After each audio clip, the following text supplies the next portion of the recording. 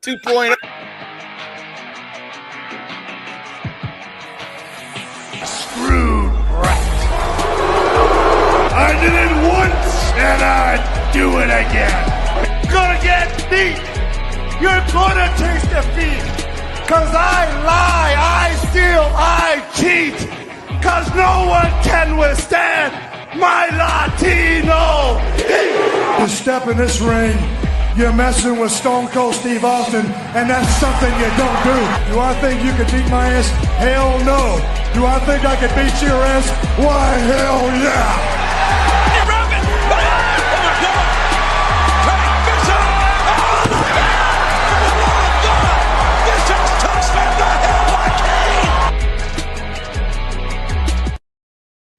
Terry with the gold dust. Oh man, that's funny. How we doing, y'all? It's Monday. Yes, sir. It is. I am trying to get this up. So Brandon, tell us about the agenda for tonight, what we're gonna be covering, if you don't mind, while I get us up and running here. Yeah, so we're gonna be doing top 10. We usually, most of the time, we don't really go by favorites. We usually just go off of like whatever. But today will be top 10 favorite tag teams and then favorite wrestlers overall. So it'll be fun. Yeah, for sure. I know Bret Hart's really high on Andrew's list, so Bret Hart's always very down. and Rey Mysterio. Man, I would tell you what, like now that we're talking about that on X, man, I took a beating for that. Like literally, Ice Cube's son blocked me, made a post about me. Like not only blocked me, made a post and said like didn't quote tweet me or nothing. Literally, it come out and he said, and somebody screenshot to send it to me. He said, I just saw a fool on X say that Rey Mysterio Jr. was overrated, so I blocked him. So I'll go to his page, and for sure he blocked me. At least he was standing on business. Yeah. But damn, took the coward's way out and had to block you before He didn't want to tag you. Like, I don't want the smoke, even though my dad has one of the greatest diss songs of all time. Like, Yeah, dude. He just chose super violence. He's like, you know what? I'll just block this fool. I'm gonna block him, then talk shit. I'm sick of this motherfucker. I didn't even know it. First time I've ever encountered him. I don't like him. You didn't give a good first impression. Oh yeah, it's just mind blowing to me that he's actually a wrestling fan. Oh yeah, he's a huge. The wrestling's a pop culture thing. Like a lot of people, is. you wouldn't think like certain things. So Yeah, I mean, if you look, sit beside me, buddy. If you look at all the celebrities that go to WWE events, we're talking about current, former, older. I mean, it is live. Wrestling can be cool when they let it be.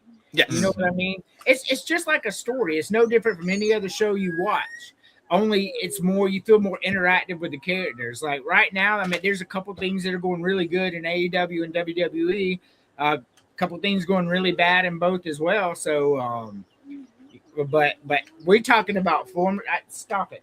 We're talking about former stuff, and we know that was good. Mm-hmm. So, let's go ahead. I'm gonna go ahead and pull this up. Let's go ahead, and you want to do tag teams first? yeah, we can if you want. Yeah. So what we'll do is we'll go 10 down to 1. Brandon, number 10, favorite tag team. So I've been kind of going around the card on this one. A lot of these are interchangeable, but I'm gonna just start out regular. I'm gonna go. Let me go Rated RKO at 10. I thought that was a really cool thing. I don't think anybody really expected it, and they were like the perfect like force to go against DX at that time because they're both former world champions, just like both of them. But they're like the complete opposite of what they were. So I feel like they didn't clash. I feel like they worked really, really well together. She's gonna get popped in the head with the guitar, apparently. I'm waiting. I'm trying. I'm getting all this stuff done here. James, number 10. I'll probably catch some smoke for this one, but I honestly think that once they found their rhythm in like the mid 2010s, they really started gaining some good traction under their feet, and they had a really good rivalry with the New Day, and it was just going to be fire anytime those two tag teams got in the ring together. Number 10, I'm going to have to go with the Usos. Alrighty. I like the Usos, so no crazy talk there. We should have did factions. Andrew would have said the Odyssey or whatever. Here again, audio.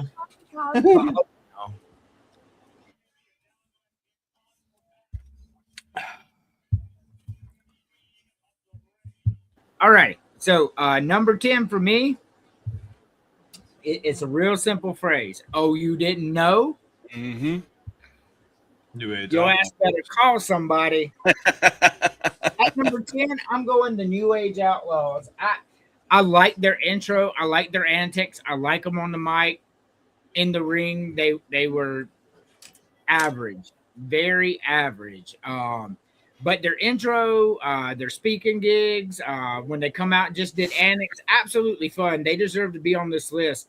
They held the championship a lot, and they held it down during the Attitude Era. And you know that shit wasn't easy to do. You had to be real popular. You remember when they stole them from LOD and they kept running away from them, and they got in the freaking car and just dipped. DX were them dudes. My favorite at number 10. Not DX, I'm sorry, but they were DX. But my favorite at number 10, the New Age Outlaws. Okay. I'm gonna go with an obscure tag team. I'm going 2-man power trip. I just thought it was I thought it was badass because I'm like, dude, these dudes they can't get along. They're two badass dudes. They gonna clash. But they're like, you know what? We just gonna jack everybody up. We're gonna get all the gold. And that's exactly what they did. It worked. It wasn't like a long-term thing, but two guys that could be the top at any point, and they just form a tag team and just run through everybody. Yeah. I like 2-man power trip. Yeah, I didn't hate them. You'll get no crazy talk from me. James, number 9. Yeah, I'm gonna go with another obscure one as well. I'm gonna go with the Rock and Sock Connection. Like, you had The Rock, who was the all-time top, one of the top guys during the Attitude Era, and then you also had Mick Foley, who was just that comedic relief, and just both of them saying that they loved working with each other, and the "This Is Your Moment" segment that put WWE over WCW. Like, everything they did was just pure. Aside from awesome, but just pure comedic gold. I like when they came back at WrestleMania 20 against Evolution. That was cool. 46 people watching. We appreciate it. So you went with another obscure number 9 for me, and I liked them. I felt like they just. It's really hard. My number 9 for me is the Dudleys, and I know they're probably going to be way higher on your list as favorites, but I like them. But most of their career, you really didn't get to watch ECW on TV. A lot of times you had to go to live shows, and I wasn't able to do that. So I didn't really get to see them as much until they made their way to WWE, and they really weren't there that super long. But I liked them, so they come in at number 9 for me, and that's the Dudley Boys. Okay. I'm gonna go with like a golden era new generation tag team. Give me the Hart Foundation. Neidhart and Bret Hart. I love their style. One technical guy, one bruiser guy. I know Andrew really is a big Hart guy, so I want to give shout out to his guys, but I mess up the Hart Foundation. All righty. He's like, nope. I really thought Brandon hit it on the head with this one. It's his 9 spot, but I got him at the 8. I'm gonna go with the 2-man power trip. Like, you really thought these Austin and Triple H weren't gonna get along, but man, they were just running through everyone and taking what they wanted. Alrighty. Number 8 for me, I'm gonna go with the Hardys. I absolutely love the Hardys. I know they're probably both going to be higher on your list as well, but I'm a little older, and I think that really comes into play here, especially I'm looking at my list now. But I really did like the Hardys, but like they were inconsistent. They were no shows on some of the shows they were supposed to be there. Like they said Hardy Boys versus Edge and Christian, then the match never happened because Jeff never showed up. But I still Jeff. But outside of literally. Outside number 8, I got the Hardys. Okay. I'm going to take a page out of your book for number 7. I got the Hardys at 7. That was a big part of my childhood. I do factor that in as well. I think it was just being like younger like that and just seeing the stuff that they were doing. Primarily Jeff just freaking doing swantons on the freaking ladders and stuff. You were a kid wanting to do that in the backyard. They were cool, man. I feel like they just really fit into the era they were in. The fact that they're still going is crazy. They really need to hang it up though. They're getting a little too old. They're champions. They are. They still going. They're holding the straps. I mean, they still got something to give. Okay, stop. They still got something to give. So, but yeah, they shouldn't have the titles. TNA isn't a serious business anymore. James. I'm going with 3 straight obscure ones, but I honestly think this tag team was really underrated during the mid 2000s. I'm going with Paul London and Brian Kendrick, 2 cruiserweights that were just put together, and honestly, in a way, they just meshed. And I really thought that they deserved more tag team title runs and everything like that because they held on to the WWE tag team titles for such a long time. So yeah, I'm going with Paul London and Brian Kendrick on this one. They were kind of like one of those first, like really like fast paced, like high flying tag teams. Yeah, but the entrance music set the tone, bro. Dun, dun, dun, dun, dun, dun, dun. It was even their entrance too, like it was sprinting to the ring. They kind of took a page out of the Rockers book in a way. It was like a modern day Rockers. They were doing like more flips and stuff. But I like Paul London and them. They were good. Yeah. And then when Ashley came onto the scene, it was like, yes, like she fits them so perfectly. Like just the way she dresses up that like I don't want to say tomboy, but it was like her persona that worked with it. They were one of the better tag teams of the Ruthless Aggression, at least on SmackDown. Maybe not Raw, but yeah. Yeah. Alrighty. At number 7, I'm going to go with the Steiner brothers. They were really cool together. I really liked Big Papa Pump when he had the long hair and he was a tag team. It's so weird. It is. But it was really cool stuff. The Steiner brothers are really fun to watch. They were WCW, NWA all the time. They went to WWF for a short time, won titles, kind of like Ric Flair did. Went for a short time, won title, left again.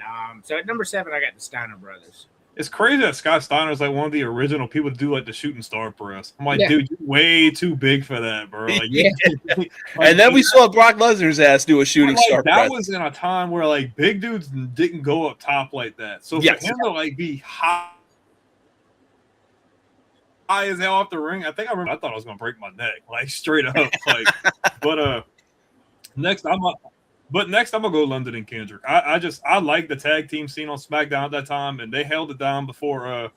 Towards the end, they went back and forth with Deuce and Domino and stuff, and that was pretty cool. But London and Kendrick, I feel like they could have been like a tag team in almost any era because they were just really fast paced, smooth, and that's kind of a really cool style. So, all right, James, number 6.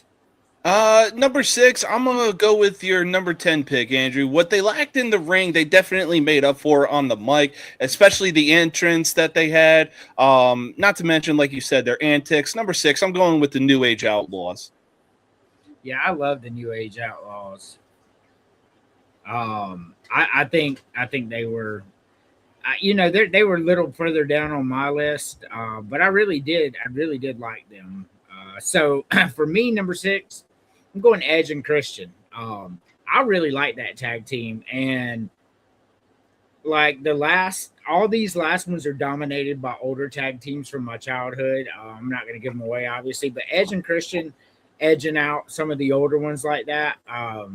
They were one of my favorite tag teams. Like I really like. They were just so, especially when these motherfuckers would be like, I mean that shit was like Chris Jericho and the List. I mean, I just fucking work. Edge and Christian work. Still working right now. In AEW, which is not TNA, it's a big time deal. It's the major leagues. Still working to this day. So Edge and Christian at number 6 for me. Brandon.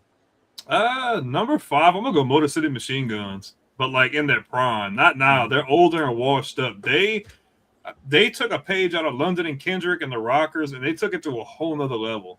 Fast, high flying, athletic. They dominated the tag team division outside of another one I'm probably going to end up talking about. But a lot of people who didn't watch TNA at that time won't understand. But the people who at least got to see some of it, like they were so good. And the fact that they didn't make it to WWE until like 2 years ago, like that was a shame. Like that was trash. But they're one of the greatest tag teams outside of WWE, in my opinion. Excellent. James. I'm gonna go with another underrated one here. It was probably short-lived, but man, did it pull some serious good money for them. I'm gonna go back to the golden age of WWE, and I'm gonna go with the Mega Powers. Just something about Randy Savage and Hulk Hogan working together as a tag team. They meshed so well, and they also made for such a great rivalry as well. Ooh, I see lust in your eyes, Hogan. In fact, I don't think I'm gonna be coming down for quite some time. You're not gonna get Queen Elizabeth. Ooh, no. Mega Powers were a big deal, man. They really were a big deal. So that was number 5. So for me, at number 5, I'm gonna go the Outsiders. I really like Nash and Hall, or Hall and Nash, however y'all want to do it. I felt like they were as dominant in WCW as the New Age Outlaws were in WWF. So and those motherfuckers would fuck you up too. Like the New Age Outlaws would just beat you, roll out, and run. That was their MO. The Outsiders would beat you and then be like, you know what? 6 more jackknife power bombs. I mean, brutal. Loved them. Number 5 for me is the Outsiders for sure. Okay, I'm gonna go with another one that people don't talk about enough. I'm going Beer Money. And number 4, Robert Roode, James Storm. Man, you got Bobby Roode coming out in this freaking robe, and you got James Storm riding on a freaking little beer cart with freaking big bottles of beer and stuff, bro. They were a good tag team, and they dominated. They ran through everybody in the tag team division. They were entertaining. Come on, bro. You got one dude who's supposed to be this corporate guy with all the money. The other guy's just a freaking drunk cowboy, and they busting beer bottles over people's heads and stuff. And they got Jackie as their freaking Jacqueline as their freaking manager. Like, they were really cool. They were. James. Yeah, so like you said, I would have them higher up on my list, and that is a straight fact. Number, what are we on, 4? Yes. Yeah, so number 4, I'm going to go with the Hardys. Just, they were high flyers, and they were born to be high flyers. Like, they were, and not to mention, they were 1/3 of the golden triangle of the Attitude Era of the tag team division, which was the Hardys, Edge and Christian, and the Dudleys. And everything about the Hardys, what they brought to TLC and everything was just so awesome. And obviously you got my 10-year-old stupid ass doing Jeff Hardy moves like the Swanton Bomb on a trampoline. Oh gosh. Man, that's wild stuff. I just, as a kid, I'm kind of glad that our wrestlers were like Shawn Michaels and like we just kick each other. We didn't get on top of the house. Nah, bro. We was like trying to jump off of shit. Like, right. like you can do that. They're like, don't try this at home. I'm like, we can try that.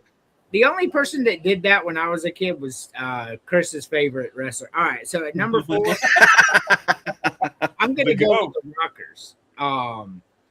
Shawn Michaels and Marty Jannetty. So that's actually, when I was a kid, I saw them come out and I was like, I watched Shawn Michaels in the ring and then they gave him the mic and I was like, that's the dude right there. Like, this is the most entertaining person I've ever watched in wrestling. And then all of a sudden, he just fucking kicks the shit out of Marty Jannetty. As I'm watching that live, by the way, on the event, and kicks him, throws him through the window. I was like, hell yeah. But them as a tag team, I really love them. They come in at number 4 for me. Well, this is gonna surprise you. I got the Rockers at 3. I just love their, like, I like those fast-paced ones of the modern era. Shout out to the 106 people watching currently. Carrie. It's what all those modern tag teams I was talking about. The Rockers were like the OGs. Just run to the ring, bro. They can do everything. High flying, off the ropes, all the technical moves. Like, I just love their style. It was just so smooth. What Marty couldn't give you on the mic, he wasn't a bad wrestler. Like, him and Shawn Styles really worked together well, and they were a tag team for a long time. A lot of people thought they were going to kind of keep going, like, and get maybe more of a shot with the WWF tag team titles. But obviously, like he said, homeboy got super kicked and threw into the glass, and the rest is history. Marty Vince knew where the money was going to be made. Marty liked the Booger Sugar, and Shawn liked world titles. So there we are. Not to mention one of the greatest heel turns of all time, too. Yep. I love the Rockers though, dude. I could watch the Rockers every day. No, like I guess you could say that the Hardys were kind of their own thing. So I agree with Terry that, for a little bit here. I know she'll turn James. I'm gonna let you go. I'm not trying to hold you up, but the Hardys don't become the Hardys without the Rockers being the Rockers. Mm-hmm. I believe that. I know they were a different version, and I agree with what you're saying too, Brandon. They're not the same. However, the They had Hardys to pave the way for them, though. Yeah, right. The Hardys never come if the Rockers didn't do what they did, for sure. I get that, Terry. But no, the Hardys were good. Not the same style, but I get what you both say. You're both right in my opinion. James. Yeah. So number 3, I mean, what would tag team wrestling be without this tag team? Number 3, I'm going with the Legion of Doom. Everything from their entrance to their finishing move, just everything about them screamed being a tag team. I don't disagree at all. You can't be mad at that. Not mad at all, man. Legion of Doom were so this is our top 10 favorites. So everybody knows it's not the top 10 greatest of all time, but I have LOD as the greatest tag team of all time, personally. That's my personal opinion. Number 3 for me, I'm going Harlem Heat. Man, fucking Booker T's one of my favorite wrestlers of all time, and that they were fun. They come out, man. Booker T fucking did the fucking scissor kick dude in the back of the head. I'm like, damn. I mean, that shit looked like it really hurt. And they were bigger than life people, and they had these flames, and like they were just really cool. Like they really nailed the characters there. Like it was perfect. Harlem Heat by far for me is my 3rd favorite. I like that era of WCW when they had the freaking like the Star Wars looking doors that would like open and they would come out and stuff. That was so cool, bro. Because like when I think of that stage, Harlem Heat's like the first tag team I think about. He already picked the Usos at number 10. Yep, I did. I don't have any modern ones that more recent. I was gonna say the Usos are probably the only modern tag team I got on here. Yeah. Everybody else, it was like when I was a teenager during my high school days. Mm-hmm. For me, I'm going DX, just HBK and Shawn Michaels. I mean, not HBK and Triple H, like just them two together. Didn't matter whether they were wrestling. Pretty much more just that behind the scenes antics, whether it was in the beginning or when they came back in 06. Like those two together were like peas in a pod, bro. Like it's just you could watch DX clips all day and never get bored. Like you're just gonna laugh your ass off the whole day. So I just kicked Stan. I just kick Stan. Or they get banned from Raw and they're trying to find tickets, so they go out there with Crime Time and they can't dude, they can't get tickets. So Sean's like, I got it, I can speak jive. Man, what's good, brother? What's going on, brother? You know, we need the heezy with the feezy. No, give me that killed when Sean said that. I was on the floor in tears. And then you got Triple H after for shizzle. Like, what? But DX, dude, I can't never. I still got the old freaking DVDs with the freaking hands that do this in the freaking copy. So yeah, I got DX at 2. All right, James. I'll probably catch some heat for this one, but honestly, like they're just too good not to include on this list. Now WWE made us believe that they were brothers, and I still hold that. I will still die on that hill that they are brothers to this very day. But when they got as singles, they were so good doing what they did. But as a tag team, you knew there was going to be destruction and havoc anytime they stepped in the ring. Number 2, I'm going with the Brothers of Destruction.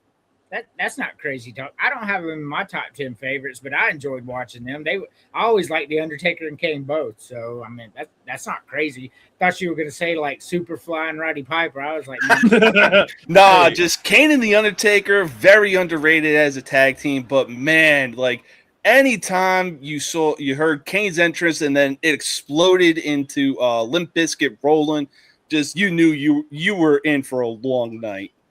Man, underrated. Kane and Big Show were kind of dope. Like, I like Kane and Big Show. That was cool. They were. They weren't really together did. long, but I just like the vibe. Oh yeah. You damn infant. So we said it's our top 10 favorites, and LOD to be number 3 in his top 10. Okay, he's got Billy and Chuck as his one. But you see, he never really saw the Road Warriors during their peak. He did see them later on and all that. For him to still put them at 3, I don't know, man. I think that's Unfortunately, I was growing up when Vince gave us the 2000s versions of the Road Warriors with Heidenreich. Heidenreich and I mean, look, for me as a kid, I sort of enjoyed it, but looking back, I was just like, what the hell was that? But you still caught LOD in our childhood. They were still around. Yeah, But and they then when I obviously heard the entrance, I was like, okay, this is pretty badass. Hold on, but I was around when they were the Road Warriors. Yeah. Y'all weren't. So No, okay. but still. Yeah. that's what I'm saying. I'm saying I respect it. I respect them being at number 3, seeing how you really didn't get the, see them like that, like I did. Because the Road Warriors and Doom, which was Farouk, Ron Simmons, and Butch Reed, that rivalry was good. But that's another thing. Number 2, I got LOD, Road Warriors. I love watching them come out. Those motherfuckers walked out there with them spikes and that face paint. I was like, yeah, that's some cool ass shit right there. I fuck with the Road Warriors heavy. Greatest tag team of all time in my opinion. So at number 2, I'm gonna go with the Road Warriors. Brandon, it is time for your favorite tag team. I know Palumbo is gonna make the list here, right? Or... On Terry's list, yeah. Oh my god! I'm sad to say I actually know the tag team he's talking about. And he likes Spirit Squad too, but they're a faction. Hey, we're a faction. Number 1. Get the tables, bro. The Dudleys. Didn't matter if it was in the Attitude Era, the Ruthless Aggression Era, when they were Team 3D and TNA, ECW. Come on, man. I just love the Dudley Boys because anytime you heard it's going down, like, oh, it's going down. It's going down. And you hear Bubba Ray sing at the tables, it's about to go down. So, yeah, I love the Dudley Boys. It didn't matter if they were young, old. They were always entertaining. And they always put on banger matches. And they got the best tag team finisher. The 3D is by far the best tag team finisher, in my opinion. That's cool stuff. Number Andrew 1. Andrew be sounding like he's so uninterested. Yeah, it's cool, bro. It's not. Yeah, no, I'm a copy and paste what Brandon said. Number 1, I'm going with the Dudleys. I knew you were both going to pick the Dudleys. I should have bet. All right, go ahead. But yeah, I mean, everything about the Dudleys, much like the Legion of Doom, just screamed tag team. They looked like a tag team. They operated like a tag team. You had one guy who was a technical wrestler. I believe it was Devon. And then you had the physical guy being Bubba Ray. Just everything about them screamed being a tag team. When they started rocking the camo, it worked for them. And then once Stacy Keibler became the female for them, it worked. Not to mention, you got Saliva performing at WrestleMania, your entrance. Like, come on. Doesn't get much better than that. Cool. I'm hoping you stocked up on your hot dogs and corn, by the way. Got you a fresh USC. Make sure you got that. At number 1, I'm sure y'all have heard of them, but y'all have probably never seen them perform live. Number 1 for me is the Fabulous Freebirds. Man, that fucking tag team it was just my favorite as a kid. They come out and just like they would throw an LOD like Michael Hayes big. I mean, he's a big motherfucker. You saw him later, older, when he was there, but he was a big motherfucker. He would pick up Hawk and just chunk him, and I was like, holy shit! And then they beat them for the titles. Instantly, I'm like, yeah, those are my dudes there. So at number 1, I got the Fabulous Freebirds. Yeah, shout out to 141. Yes, sir.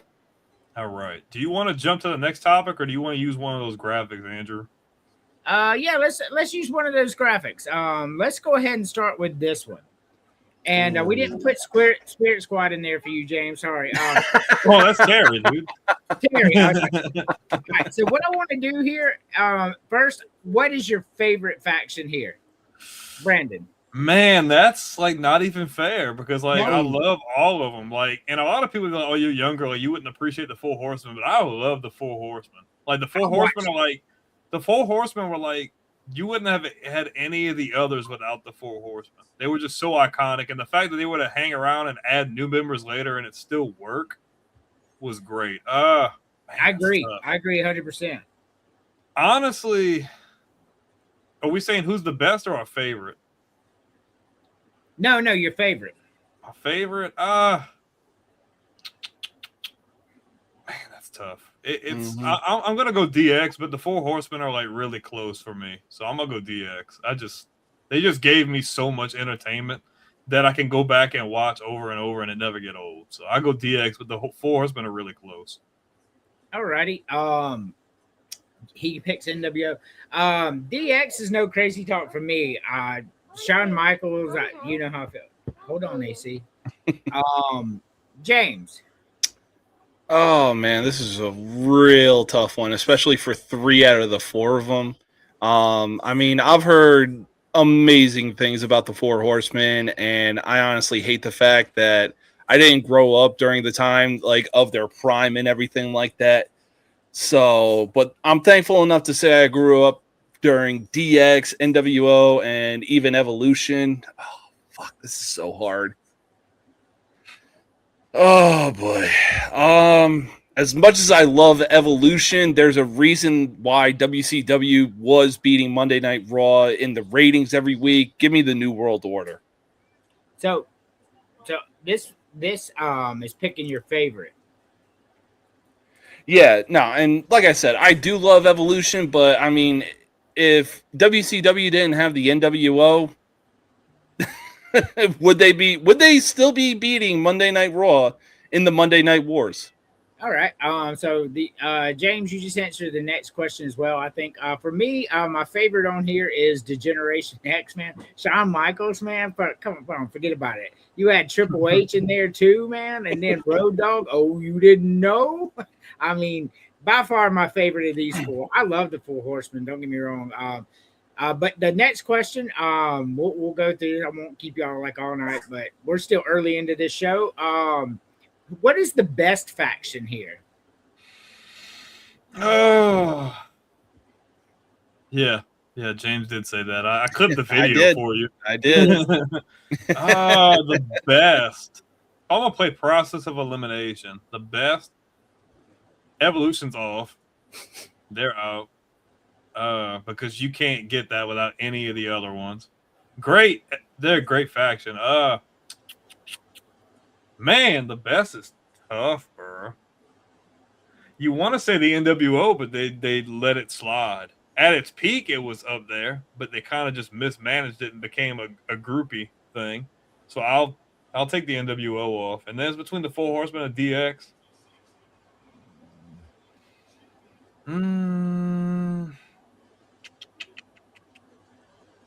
I'll go DX again, honestly. Obviously, none of this happens without the Four Horsemen, and obviously you have so many legendary names there, but DX being able to be such a staple name even 30 years later, I gotta go DX. Alrighty. James. Just kidding. Yeah, as much as I want to pick DX, I think I'm going to double back down with the New World Order. Again, like I said, they were the reason why WCW was beating Raw in the ratings during the Monday Night Wars. And once DX came around and, Vince started seeing that, like, oh, hey, it's cool to be a bad guy. That was when the Attitude Era really flew. And not to mention the introduction of Stone Cold Steve Austin beating Stone Cold Steve Austin's match with Bret Hart at WrestleMania with Ken Shamrock as a referee. That's essentially that got the ball rolling for the Attitude Era. But up until then, the NWO and WCW were running things. Oh yeah, for sure. I think the best one's got to be the NWO. I think the formation, the NWO, and what it became was bigger than all the four. And DX being my favorite, and I love the Four Horsemen and all that, and Evolution. But yeah, I'm going to go with the New World Order. So before we go to our next list, Brandon kind of already broke it down, but the last question is, which one was the weakest on here? Brandon.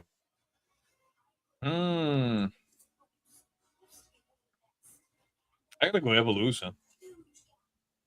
Star Power's there. But, like, people are going to look at the Four Horsemen and be like, oh, they ain't got nothing. But I'm like, bro, Ric Flair was a primetime player. Arn Anderson was a primetime player. Tully Blanchard was a primetime player. Like, they were all ballers.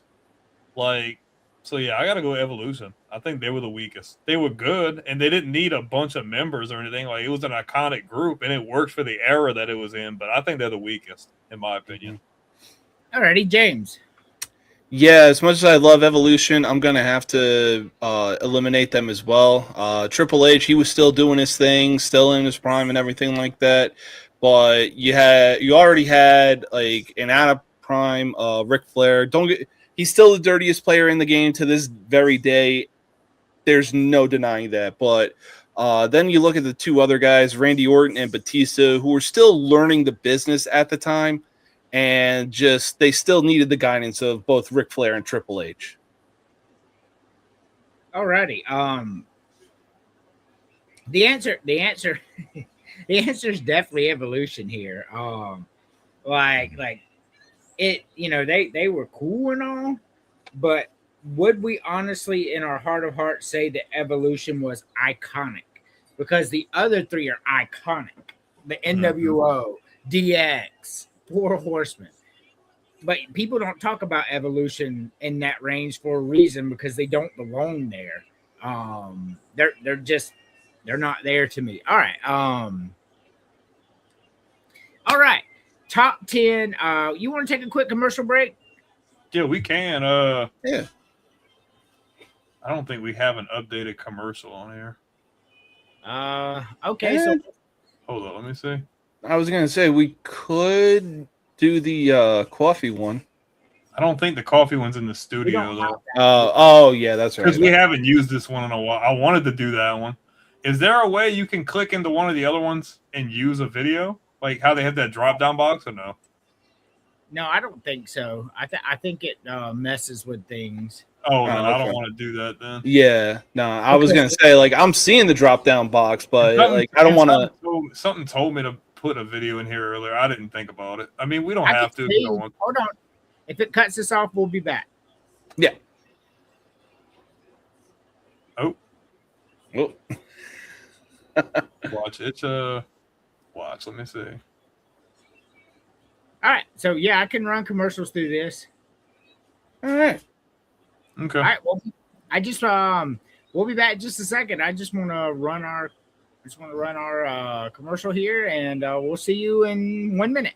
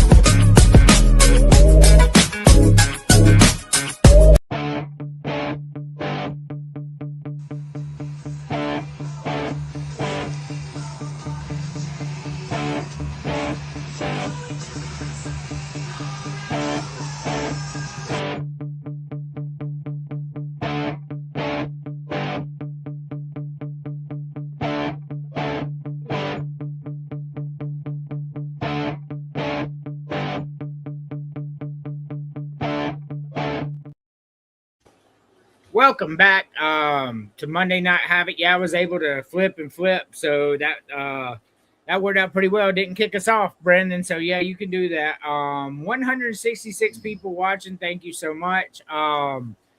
It's a big show. I mean, I'm happy with definitely with the viewership right now. Bunch of you on X. I got some people commenting in the comment section on X, but since they're not actually open the video, we don't get to see those comments. So we are at our number 10, our top 10 favorite wrestlers of all time, individual single wrestlers. Start with number 10. I'm responding to all these comments because these people, they're really cool, and I love everybody on X, man. Y'all are cool people. I really love you. All right. Number 10, Brandon, of your favorite wrestler of all time. Give me number 10, give me Christian Cage. I like Christian. I liked Christian before he left, but when he went to TNA, he elevated his game because they didn't have any faith in him. You know, he got a shot at the WWE title, and they didn't think he could carry the match. So they put Jericho in the match with him, and he's like, okay, well, I just want to leave. I'm going to show you that I can be that guy. Goes on to be the NWA World Champion, wins tag team gold, all that. Comes back, gets to be a world champion. I like Christian. And what he's been doing now, it's funny. He gets to kind of have a different perspective and really roast people every freaking time on Dynamite. But, yeah, I like Christian. Oh, yeah, no. Christian is definitely a solid pick because for so long, like, we essentially viewed him as, like, you know, him and Edge together. But once he got to have, like, his solo career and everything like that, it really showed, like, a different side of him. Like, oh, okay, like, you're more than just an Intercontinental Champion. And his rivalry with Randy Orton during, I want to say, the late PG 2000s. Yeah. During the PG era. And honestly, his rivalry with Orton for me is pretty underrated. All righty, James, number 10. So number 10, I'm going outside the box on this one. Yeah, it's still a Major League Wrestling corporation, but I honestly think, you know, yeah, it would still be doing what it is right now, but I really think this dude, he's been a day one since this company came together. Number 10, I'm going MJF, Maxwell Jacob Friedman. Okay. No crazy talk to me. I like MJF too. I ain't never heard James say anything about AEW. That's the first time. So kudos to you. Andrew likes MJF too. Yeah, I like MJF. I will spoil a little bit. He is not in my top 10. But by the time his career is over, who knows? But I fuck with MJF. Yeah, no, he's doing it for the love of the game, you know, like he watches, he takes notes of everything. Like I've seen him on podcasts saying like, yeah, you know, if you want to make the company good, you got to like evolve your product and everything like that. And honestly, he's been evolving since the start of AEW. And like I said, I know that AEW is essentially bringing in what Vince fumbled in WWE and everything like that. But I really don't think AEW would be what it is today without MJF. Bro's a 3-time world champion, bro. He's I'm gonna be honest with you. Outside of Chris Jericho, the biggest name in AEW is MJF. And if you don't understand that, you really don't watch wrestling. That's just being honest. Number 10 for me is Vader. I love me some Big Van Vader, man. Like this guy, just a monster mammoth of a man. Like I remember when he came out there and like Sting was fighting, he was still Surfer Sting, so I still kind of liked him. And then like his opponent will be Big Van Vader. I'm like, who the fuck is Big Van Vader? And this dude came out with a mask on, and he can't even put his arms down because he's so big. I'm like, oh my god, he's just like tuning Sting up. Bloop. I was like, oh my god, because I'm a kid, right? So I'm really into this. Like somebody help Sting. Get him, no. But you know, at number 10, I fuck with Vader. James, not Brandon. Brandon. I'm gonna skip right over. I have to come one day with a hat and shades. I'm just gonna come one day with a hat and shades on. We'll just do that. You should. For me, bang, give me DDP. I love some Diamond Dallas Page, and it pissed me off when they brought him over and they made him a laughing stock, made him the freaking stalker. I'm like, dude's a former world champion, former multiple-time United States champion, was one of the heart and souls of WCW, especially when WCW versus the NWO. I love DDP. sucks what happened, but he's been doing a lot of really good stuff nowadays. So yeah, I got DDP at 9. No crazy talk here. I really like DDP too. I always did. James. Yeah, so number 9, this dude was essentially MJF way before MJF because he loved WWE solely for the love of the game. If you watch his match at WrestleMania 3, and you know the story behind it, it just speaks a ton of volume. Number 9, I'm going with Randy Savage. Oh yeah. I didn't hate Randy Savage, so you'll get no crazy talk out of me. He won't be in my top 10 as a spoiler, but that's just my personal opinion. Number 9. At number 9, I got Mr. Perfect. I always love watching Mr. Perfect. He'd spit his gum and smack it out of the air and then go into the crowd. And I was always like, man, that's Or the behind the back towel. yeah. I was like, that's wild. And then he did a promo where he threw an 80-yard pass to himself. That was pretty cool too. So number 9, I'm going to go with Kurt Hennig, Mr. Perfect. Okay. Number 8, I'm gonna go Stone Cold. I know some people go, oh, you should have him higher, and I really like Stone Cold. Not necessarily for just like the matches, but just for his persona and everything he brought with it, and all the promos and all the vignettes, and like he had a lot of memorable moments. And I like Stone Cold, so I got him at 8. Alrighty. James, I love you. So number 8 for me, I mean, this man has had some insane rivalries from the time he came into WWE. And he loves letting us know that he won a gold medal with a broken freaking neck. Number 8, I'm going to go with Kurt Angle. This man deserves his flowers. I like Kurt Angle too. I did. But half of his career was in TNA, and I didn't watch it. So yeah, bangers. Kurt Angle was just a different breed, bro. Andrew, you just need to take like a few hours and just watch. Yeah, bro was like on like level 3000, bro. Like he was just going like doing front flips off the stage and freaking moonsaults off steel cages, bro. Yep. And then his run with Main Event Mafia, that was good too. Mm-hmm. Alrighty. I'll catch it at some point. Number 8 for me, I got Roman Reigns. I know that's a little surprising, but like I've been really back into wrestling, not like really into it, about I guess the past 2.5 years, catching the pay-per-views and stuff like that. I've not really watched any Raws, but I see clips on Facebook from WWE and all that. And I fuck with Roman Reigns, man. He's out there, and that match he put on with CM Punk was a banger.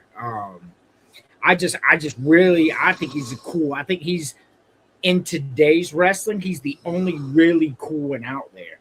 I really feel that way. I love MJF and Cody Rhodes and all that, but he's the only real like superstar comic book looking motherfucker out there right now. And I fuck with Roman Reigns heavy. So I got Roman Reigns at number 8. Okay. Give me Shawn Michaels at number 7. Love some Shawn Michaels. Love everything about him. Maybe not as high as a certain somebody, but I got respect and mad love for HBK. So yeah, HBK is the best, man. James. Yeah, I mean, another dude that had some really insane rivalries with guys like Kurt Angle, JBL, Rey Mysterio. I mean, this dude could flip on a dime, whether he was a heel or turned face. Just everything about him was just so good, so funny. Give me Eddie Guerrero. Eddie Guerrero? Okay. Yeah. No crazy talk there. I love Eddie Guerrero. At number 7 for me, so I'll be honest, like I didn't really watch TNA, but when I would flip through channels that would come on, if this certain person was on, I would always watch it. And that's AJ Styles. He was a superstar. Like if I'm just flipping through and I'm not interested in TNA at all, and he's on there and I'm watching, that tells you what kind of level he was. AJ Styles, so much fun, man. Like WWE bringing him over, giving him the title a couple times, giving him his flowers, that meant a lot. Like that showed TNA had to tip their cap to what this man meant to wrestling and gave him titles. I mean, just really cool stuff. At number 7, I got AJ Styles. okay. Number 6, I'm gonna go Triple H. As a kid, I wanted to grow my freaking hair out and have the beard goatee mixture, bro, with the freaking big gold belt and all that. Man, I love Triple H. It didn't matter what era it was, whether it was my time Triple H, biker Triple H, DX Triple H. Just don't really care for him a whole lot now. I don't really like the corporate Triple H, but yeah, I got Triple H at 6. Alrighty. No crazy talk there. I like Triple H too. James. Yeah, number 6, I'm going to take a page out of your book, and I'm going to go with the face that ran the place, AJ Styles. I mean, outside of, when TNA was basically doing its thing of bringing in people that got let go by WWE, AJ Styles was holding it down, doing his thing. And then, like you said, when he came over to WWE, they were giving him championships, obviously giving him his flowers and everything, and still seeing what he was doing at almost 50 years old, still doing those high-flying moves and everything like that. Like, how can you not have him on this list? And let's go. 194 people watching live. We appreciate it. At number 6, I cheated. I have 1A and 1B. I wanted all the people that I put in there. So if I have to bump one out, of course, Vader was number 10, so Vader would be bumped out.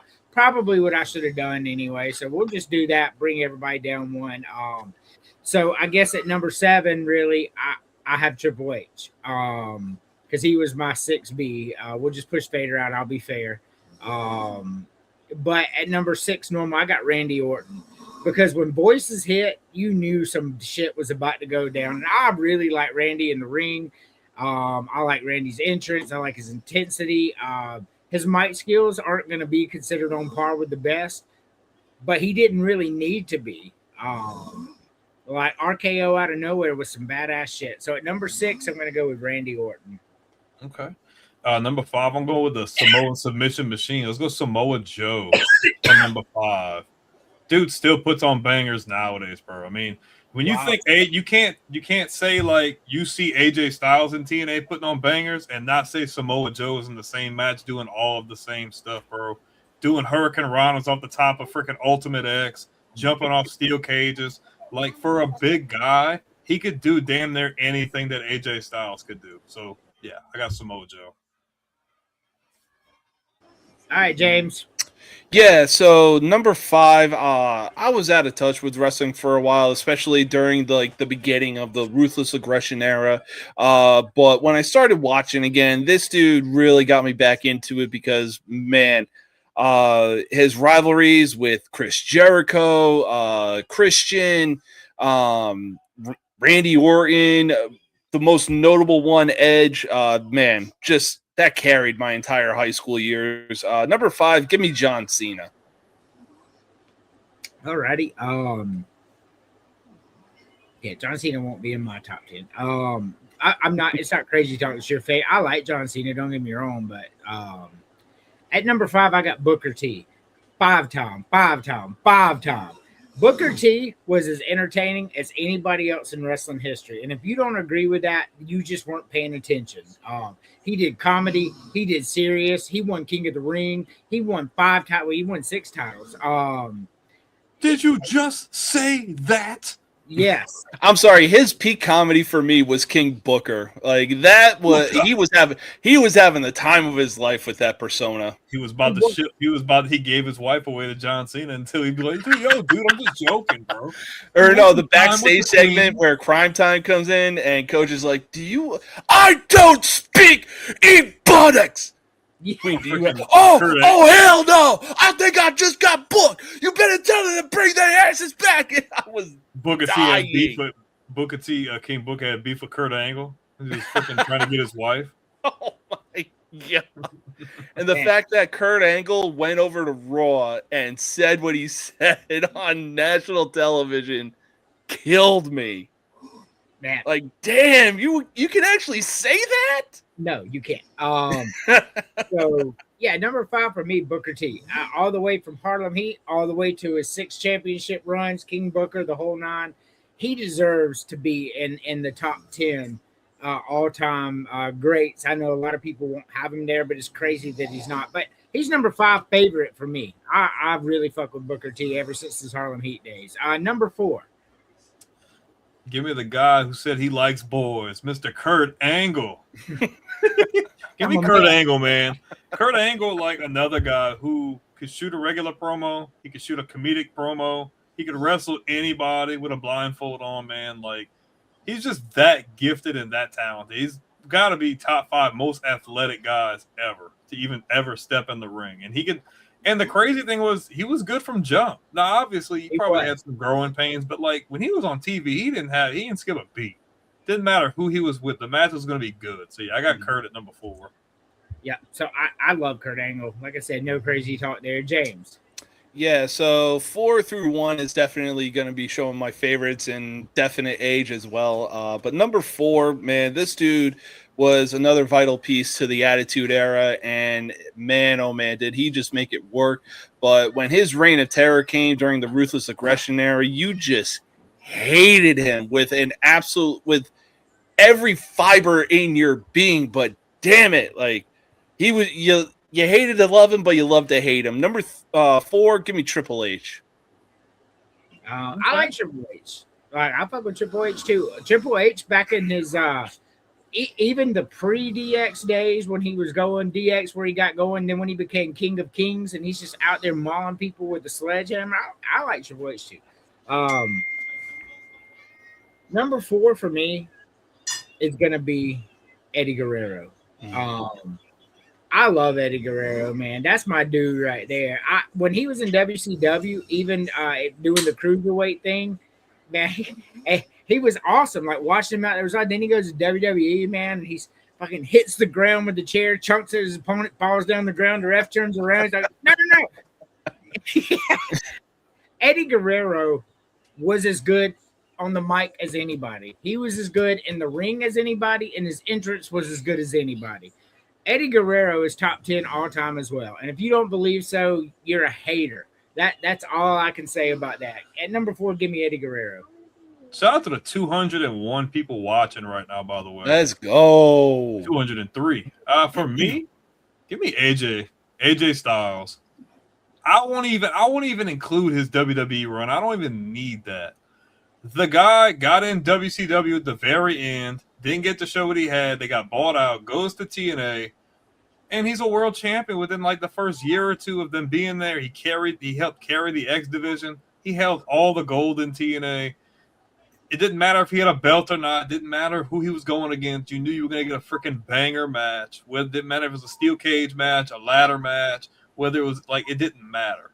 And it's crazy the longevity he's had, and I'm glad that he gets to enjoy retirement now. I didn't really care for long-haired WWE AJ as much, but you got to respect the longevity. You got to respect the skill and just being able to do it so long. So I got AJ Styles. So let me tell you why AJ's special. There's only 3 men in the history of wrestling, in my opinion, that did not need a title to be relevant. That's the Undertaker, that's Shawn Michaels, and that's AJ Styles. Mm-hmm. They're the only 3 that really they're taking the show regardless if they're holding the belt or not. And those are facts. So I agree with you 100%. What's crazy is the freaking pop he had when he came, because he didn't think he was going to get a big pop when he came. He's like, I don't know if they're even going to know who I am. And I'm like, dude, yeah, they do. The roof.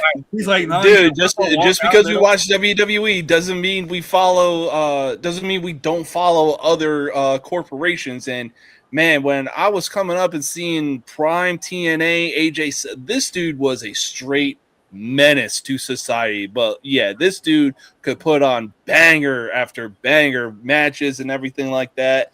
And when I saw the video of the Royal Rumble where Roman Reigns was like, yo, you got to go through everybody in this Royal Rumble if you want to defend the WWE Championship. And as soon as I saw I Am Phenomenal, I was like, oh my God. Mm-hmm. He thought it was gonna be quiet. He's like, man, ain't nobody even gonna say nothing. And freaking the whole roof popped off. So as soon as everybody saw the word phenomenal, they instantly knew. And the people watching TV didn't. The people in the crowd called that before the people watching TV. So everybody watching is like, man, what is everybody freaking out about? And they freaking see it and they're like, oh shit. Man, look, people. I mean, like, yeah, when I Am Phenomenal came on, it blew up. But there were a shitload as soon as his music came on, including me.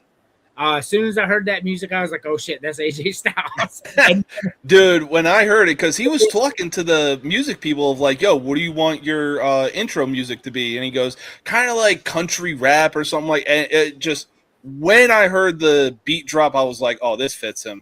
I wish This he would have. fits I him. wish he would have brought "Get Ready to Fly," but he was tired of that song. Yeah, he even said like, yo, I look at my sons and I want to throw hands with them for bringing it up. all right, number 3. So, James. isn't it James's turn? Yeah, it's James's turn. Oh, okay. Yeah, so number 3 for me, I mean, like you said, Andrew, this dude is one of 3 guys that didn't need a world title for you to know that like he was that legit. From the moment he came onto the scene, you knew he was always going to be that main event guy, whatever. But man, I'll be damned if I don't say this dude used to scare the shit out of me. Number 3, I'm going with Undertaker. I like Undertaker too. He is one of 3 guys that didn't have to hold the title to be the star of the show. That's rare. To me, in my honest opinion, his best persona was the American Badass. Whether it was Kid Rock, Limp Bizkit, or the Dead Man Walking, you saw him come out on that motorcycle. Oof, shit was real. Man, him coming back as the Dead Man though and being Teddy Long's enforcer was pretty funny. Yeah. He's like, anytime he pissed Teddy Long, I was like, "You go 1-on-1 with the Undertaker." That was pure perfection for SmackDown. I want to know whose idea that was because that was comedic gold. It really was. You hooked the audience in. I think he might have been the one to come up with it, to be honest. I think he is because he wrote for WWE for so long. He was like one of the main writers. But what a way to hook the audience in every time, bro. It didn't matter. Like it was JBL. JBL was like, "Man, I got the WWE title. You can't do me." And he's like, "Oh yeah, hold my beer. Watch this. You gotta go 1-on-1 with the Dead Man." That was a good one. Teddy Long, I love Teddy Long. Number 3 for me is going to be Hulk Hogan. I liked him in WWF pre WCW days. Like I was like, okay, Hulk Hogan's cool. He slammed Andre the Giant larger than life. I was like 6 years old when that happened. You know what I mean? So I'm like, oh my god, my mind's blown. But when he turned to the NWO, like Hulk Hogan became the greatest of all time when he turned to Hollywood Hogan. So not only was he the largest face ever when he was Hulk Hogan in the WWF, but he was also the best heel ever. Hulk Hogan, Hollywood Hogan, NWO, just perfection. He is what a professional wrestler is supposed to be. So at number 3, I have Hulk Hogan. Okay. Can't go wrong with that. Give me Latino heat. I got Eddie Guerrero at number 2. Like, Eddie was everything. Like, just that's a guy that I wish would have lasted longer. You know, unfortunately, we lost him. He was gonna get another chance with the strap. He was gonna beat Batista for the world title. I thought that was gonna be that would have been a really cool storyline. He would just captivate the audience. And if you were having a bad day, just turn on SmackDown, bro. He's just gonna have you laughing. Didn't matter if he was putting the freaking what's it called? The lactate burritos for Big Show. Yeah. It didn't matter that. It didn't matter if he was stealing people's cars. It didn't matter if it was WrestleMania 20 where he freaking loosens his boot and then freaking rolls Kurt Angle up. Like Eddie Guerrero was just larger than life. Probably one of the most larger than life characters ever that I just feel like got taken away from us way too soon. Mm-hmm. I agree. I had Eddie at 4. I mean, absolutely love me some Eddie Guerrero. He was the total package. He could go toe to toe with anybody in any facet of the business. Number 2, James. Number 2, I really don't think that WWE would be what it is today had it not been for this man. I mean, he's seen so many heels throughout his lifetime and our lifetime as well. But man, when he was cutting a promo backstage, you know, say your prayers, eat your vitamins, you were like, and looking back, like, man, you were ready to run through a brick wall. This man really defined what the golden age of WWE was, larger than life character. Number 2, give me Hulk Hogan. No crazy talk here. I had him at number 3. I love Hulk Hogan. Bro. Like he had some unfortunate character flaws. But we're talking about just the business and just the business. Hulk Hogan. I love me some Hulk Hogan. Got a comment over here. Yeah, and yes, like we all love Eddie Guerrero here. I had him at number 4. Brandon had him at number 2. It's really cool stuff. I had him at 7. You had him at 7, yes. Number 2 for me is Chris Jericho. Like, absolutely love Chris. You talk about one of the total packages. His entrance, Y2J, you'll never forget it. Probably top 3 all time, especially when he interrupted The Rock. It became the most iconic entrance, top 3 all time. On the mic, he's better than anybody. He could go toe to toe with anybody in the business, in the history of the business on the mic. In the ring, as entertaining as anybody you'll ever see. Dude can still go. Still go. And you talk about promos. Like, you just made the list. I mean, or I am the man of 1001. Well, Nelson, Chris Jericho is top 3 all time. If you really, really do the business for what he did, what he does, and how good he is, Chris Jericho is my number 2 favorite of all time. He's in AEW. I watch an AEW again, thanks to Brandon. And I love when he's on there. Chris Jericho is the best, man. Absolutely love him. But we are now down to our number 1, our favorite. I already know both of yours, and y'all know mine, so this won't be surprises to us. But for the 218 people watching, who's your favorite of all time, Brandon? So every time I talk about this, it's kind of like skating on water, because you don't like, at the same time, you want to be what you like, but I guess you want to be a people pleaser at the same time, or you don't want people to look at you some kind of way. But like, if you're just looking at wrestling and you're going to completely cut out real life, because I mean, at the end of the day, that's what we're doing. You know, when we were kids or watching, we don't know what these people are doing outside of wrestling. Like, what they do, they captivate us. That's what we talk about. So, I mean, if anybody doesn't like this, it is what it is. I don't condone anything that happened outside of the business. But Chris Benoit was my favorite ever. That's who I wanted to be like. I wanted to chop people. I wanted to put the crossface on people. I wanted to be the submission specialist. I love Chris Benoit. You know, just from an in-ring persona, he's easily top 2, top 3 technical wrestlers of all time. Obviously not the greatest on the mic person, but probably had the greatest WrestleMania moment ever.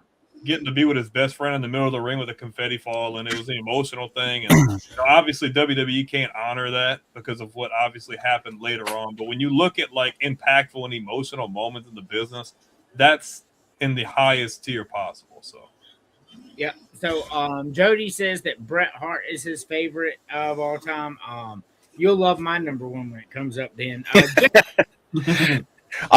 Yeah, so number 1, I feel like this dude was the Hulk Hogan version of the Attitude Era, and I honestly think that without him there wouldn't be an Attitude Era. Came up during the Golden Age, gave us one of the most iconic matches during the Golden Age against Bret Hart when Ken Shamrock was the ref. And obviously you were getting in trouble. If you grew up watching this dude, you were getting in trouble at school if you did anything this dude was doing in WWE.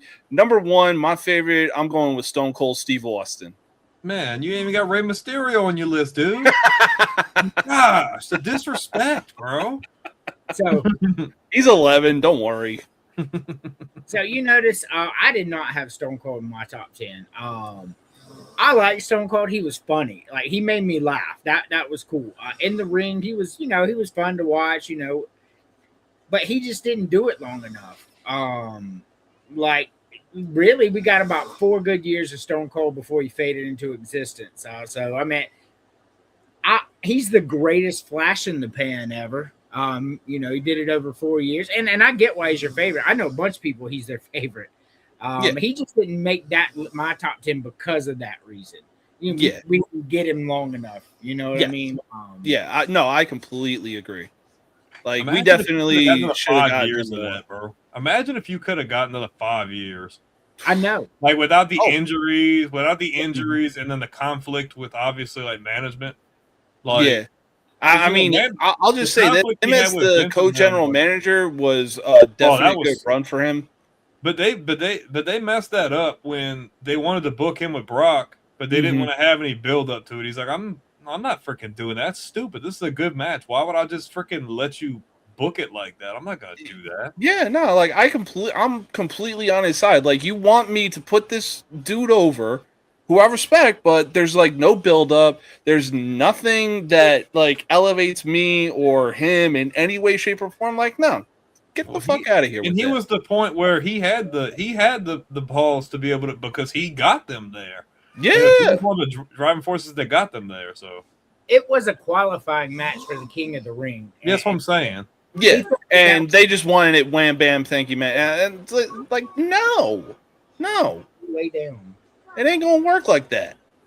No, he just it was a qualifying match, and he was it's same thing as what he says. He's like, there's got to be a build up. He's like, I don't mind losing to the guy, getting him over. He's like, but they announced it, and then 3 days later, I'm supposed to just go do this. No, I'm not doing that. Yeah, and I do like that. You know, like, okay, I get it. You know, I'm the old guy. You know, he's coming up. He's the next big thing and everything like that. I'm all for putting him over, but if there's no reason behind it, why? Why bother? Just for Brock to be going in 2 years. Yeah, It's like, just for him to walk out with Goldberg 2 years later. yeah, basically. But you know what? Brock is iconic. Mhm. Like I wanted to put him in my top 10 list, but you know, he didn't. He really is just not. Only 10 spots. That's right. Number one for me, to nobody's surprise, is Shawn Michaels. Chris Jericho and Shawn Michaels are just two people that are just they're as good as anybody else on the mic, in the ring, promos. They could do it all, and they could do it all better than anybody else. So Shawn Michaels is by far my favorite. Like watching him in the ring from the Rocker days, kind of like Booker T's path to my favorite.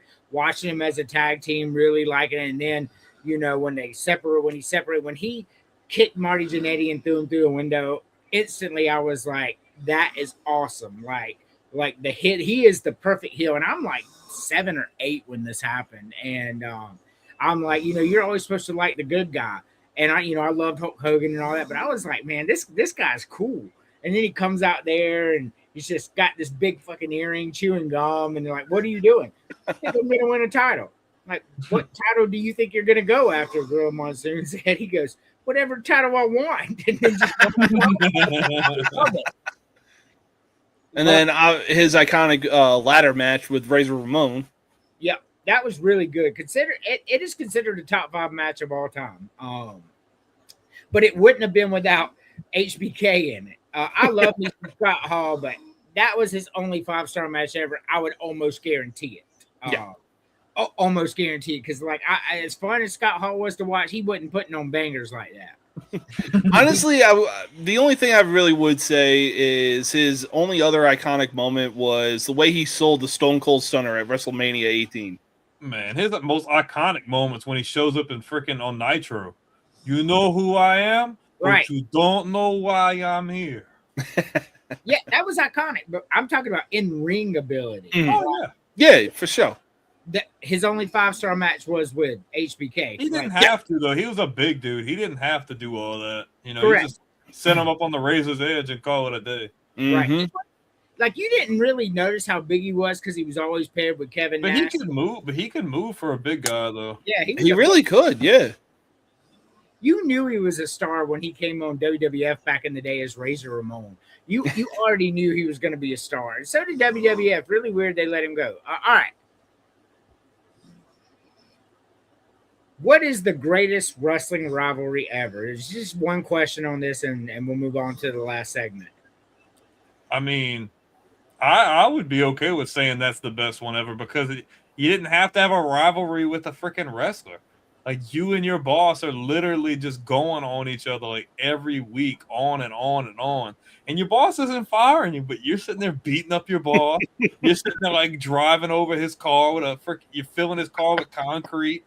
You're hitting him with the Stone Cold Stunner. You're showing up in the freaking hospital dressed up as a doctor and beating on his leg with a freaking pan.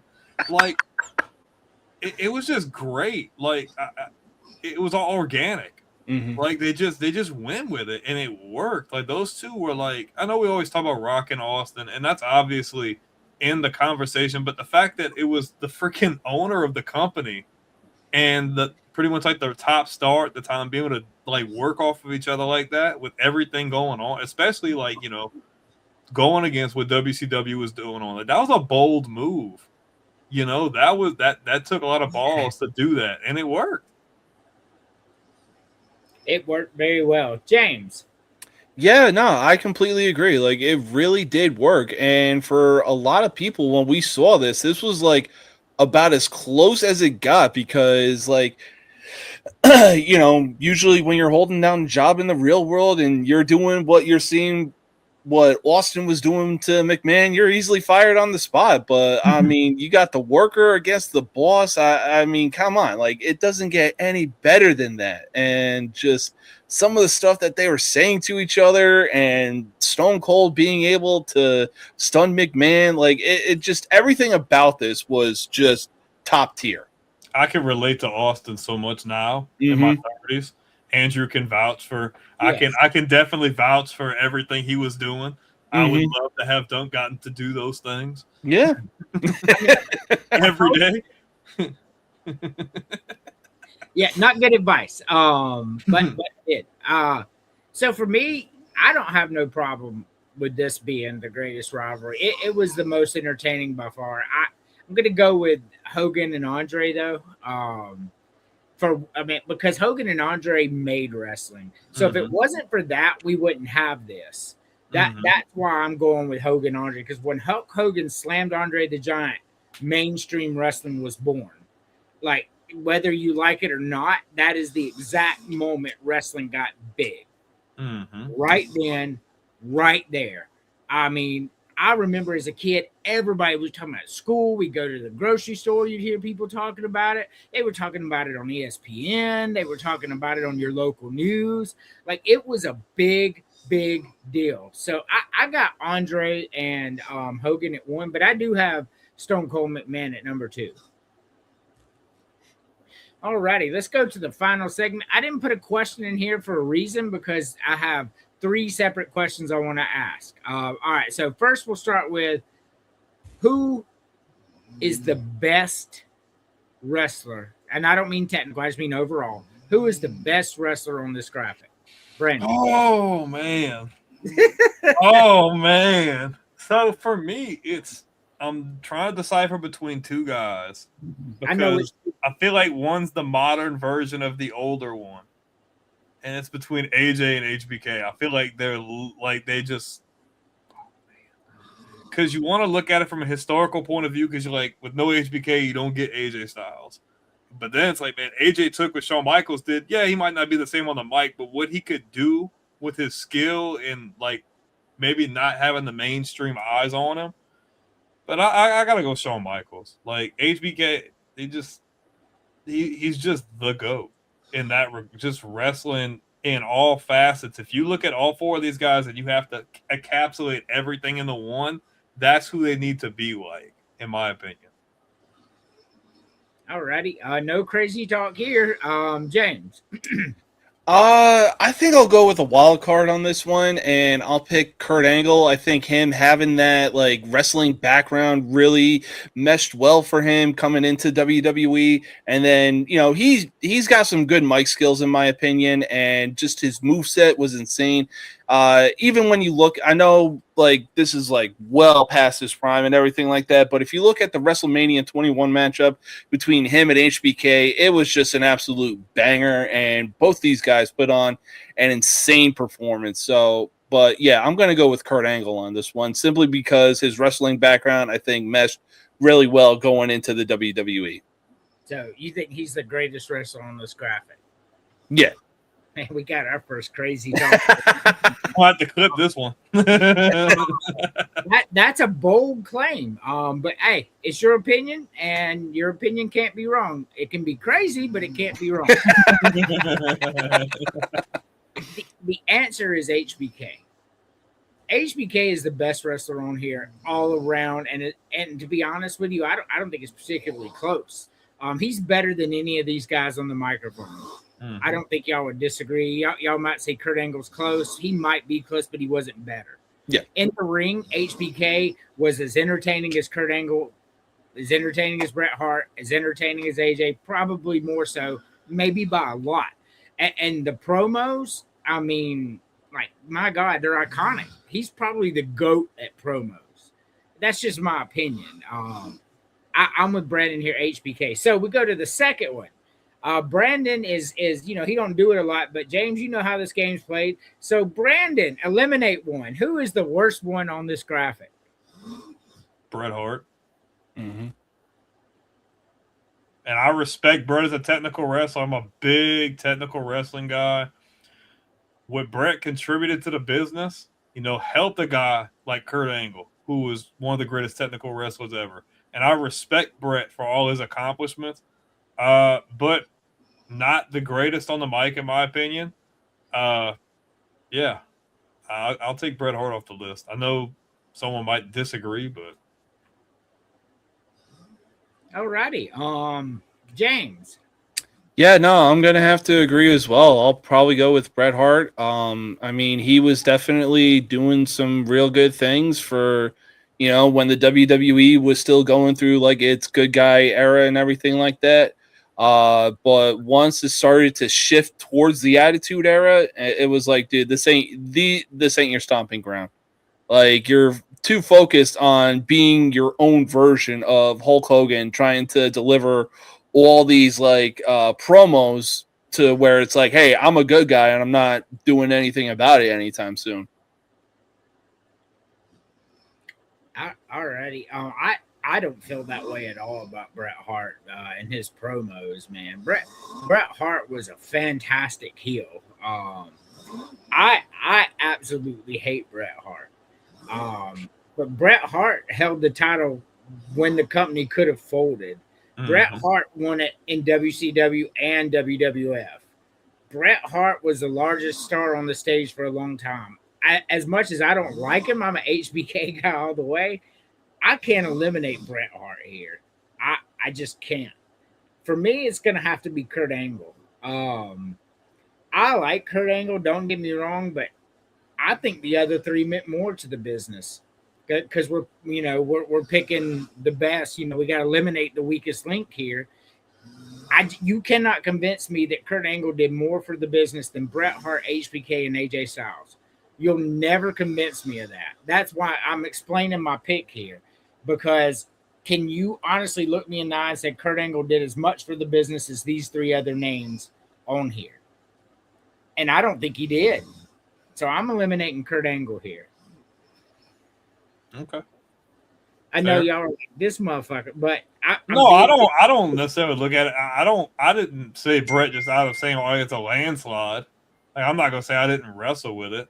247 live viewers. Thank you all. To say we haven't done this show in like 6 months, that's pretty damn good. That is fantastic, man. Everybody on X. I love you guys, man. Like, that is awesome. That's some really cool stuff right there. All right. Final question, and then we'll say our goodbyes. Brandon. I'm sorry. I can't. It's okay. I want you to take out promos. I want you to take out entrances, mic skills, all that. Who was the best in the ring? Like, just all around in the ring? Like, no specific style? Around. Entertaining in the ring. Like, just wrestling. Nothing else but the wrestling itself. Okay. So no specific style, just okay. This is harder than you think. It is. I wrestled with this for about 2 hours today. I had a little more time. Well, I don't have 2 hours, so No, that was on purpose. thanks for helping. Most man, because when you said most entertaining, that stuck with me. Oh man, Yeah, like who was the most fun to watch in the ring? Who was that good in the ring? It was just who was the best at that?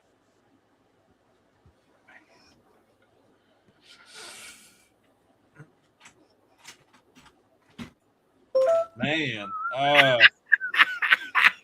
Very last question. Okay. It's hard. It's really hard. I want to go Shawn Michaels, but I'm gonna break the mold. I'm gonna go AJ. I'm gonna go AJ Styles. I don't think it's literally this. It's not higher. Like for me, that's the one I had to wrestle with the most because those guys don't even have to talk or anything, and they will just carry whatever they get in there with. It doesn't matter. I'm gonna go AJ Styles, but it's not. I don't sleep good at night thinking I said that. It's hard. I'm telling you. I saved this question for last on purpose. James. Yeah, I know I picked him and I said a lot of good things about Angle, but yeah, I gotta definitely give AJ Styles his flowers. I mean, this dude was a high flyer and man, he was making it work. This dude was practically carrying TNA on his back when WWE were doing their thing, and it looked like TNA was still trying to find an identity and everything like that. But man, I'll be damned if I don't pick AJ Styles.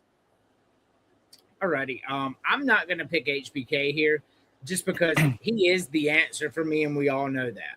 So I'm gonna pick between the other three, and I know it's gonna surprise you, especially for that whole dissertation I just had. But if we're talking everything in the ring, entertaining, I mean, just like pulling the straps down, screaming with the mouthpiece, flipping Brock Lesnar over his head, gotta be Kurt Angle for me.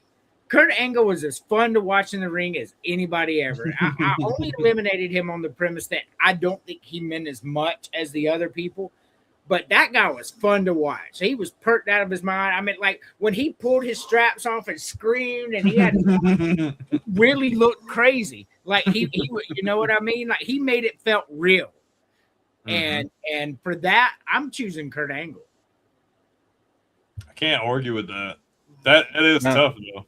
That's definitely that's Russian roulette. Like you don't know what you're gonna get on that one. But right, that was the hardest question I believe I've done on any show ever because I'm looking at these four men and I'm like, all four. Even Bret Hart was fun to watch in the ring, like systematically destroying people. Like everything he did, he was like hitting your back over.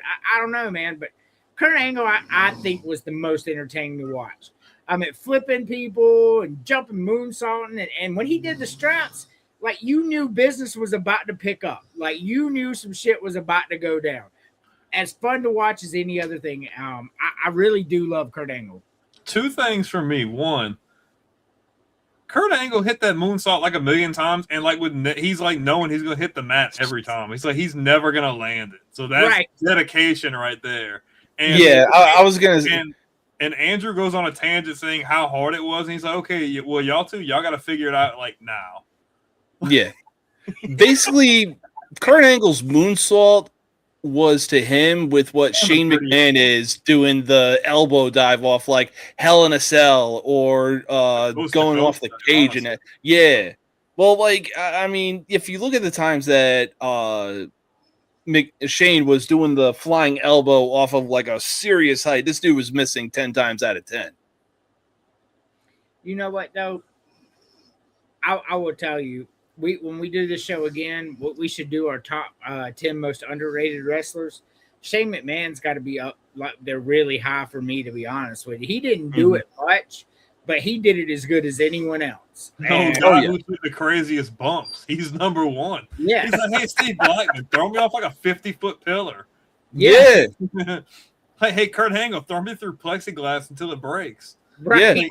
And to think, this dude was solely doing it just to get a good job, son, from Vince. Like, God, this dude was He's putting like, on 5-star matches. He's like, yo, bro, I'm gonna jump to the announce table. Just roll out the way. Right.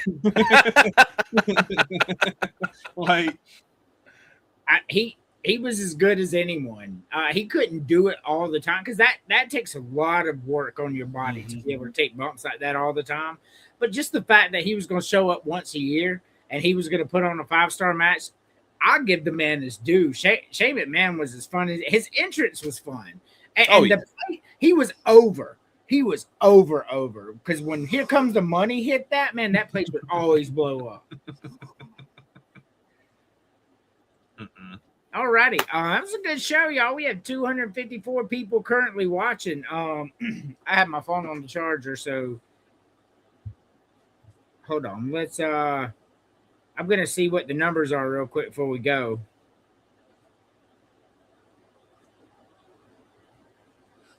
Oh yeah, man. We have already reached 700 people and we're still active. And 256 of them stuck around to watch. That's really cool stuff right there. Like really cool stuff, man. Like our stuff is really getting out there on the Villain Media Network. And I just want to go ahead and shout out to the Villain Media Network. We're having a lot of fun. The wrestling show might be my most fun show to do. We don't do it. We haven't done it in a long time, but I like talking about old wrestling and stuff like that. I mean, like even the new stuff. I mean, MJF and Roman Reigns, like I think they're 1 and 2 right now. Even with all the star power in WWE, I think MJF is number 2. And for him to get that status being in AEW, that's man, that tells you everything you need to know about MJF right there. But thank you guys, I appreciate it. I'm gonna let y'all go. The boy fell asleep, the wife fell asleep. Probably go get a cup of coffee. Right now, I have to work in the morning. I've had enough coffee. I'm probably gonna put on PGA and play some golf real quick. And gosh, I'm so close to Black Flag coming out. It's pre-ordered. Well, my wife pre-ordered the deluxe edition for me, so I got all the new missions, all the new towns. Man, Black Flag cannot get here fast enough. I'm so excited. How long? Huh? How long? It comes out July 9th. Oh, that's the same day as College Football 27 drops. Is it? Mm-hmm. Oh, that's cool stuff. I got College Football 26 and 25. I'm not buying 27.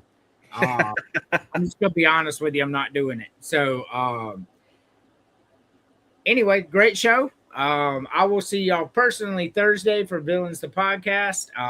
It's gonna be a fun variety show this week. We are doing the college football preview show on July 30th. I cannot wait. It is going to be fun. Y'all know Villains the Podcast shifts from variety show to college football during college football season. The variety show, man, the views are getting good. Last time we had 303 live viewers, James. I think the time we ended the show, and it was at 1.1 thousand right after the show ended. I think Brandon and I were talking about reach. Cool stuff, y'all. Brandon, of course, your show every Sunday, Football Frame of Mind. Every Friday night, No Mercy Sports. Which I'm trying to get on there, man. Fridays, I mean, I always close on Friday or something crazy happens. I can't remember what I worked this Friday. Let's see. No, I close Friday, Saturday, Sunday, and Monday. It's 4th of July weekend in retail. So Walmart is going to be packed starting Wednesday. I guarantee it. Yeah, they pack right now. That's what I was about to say. People are leaving for their vacation today because a lot of people are getting 2 weeks since the 4th of July sit in the middle. A lot of these companies are giving them a week before and the week after. Large companies like BMW and stuff like that. So people are buying their stuff and they're heading out now. They're like, hey, 7-day vacation at the beach, whatever we're going to do. Or, and I'll be right there to serve everybody on the lake. So I love my job, man. I really do. It's really cool stuff to work for a company like I work for. Really cool, really fun to do. You get to see and make money and see how you're making money, and it's just good stuff. But thank you guys. I will see you. I'll be talking to y'all here in a minute. None of us go to bed early. We stay up late, but I will see you Thursday, James, for Villains the Podcast. And Brandon, you're always invited on. I wanted to get you on the show sometime soon before the college football season so we could do a variety show with you. So if you do have a Thursday that you think you can do it, reach out to me and I'll put you on there. Go ahead. Okay. Oh. All right. Thank you, guys.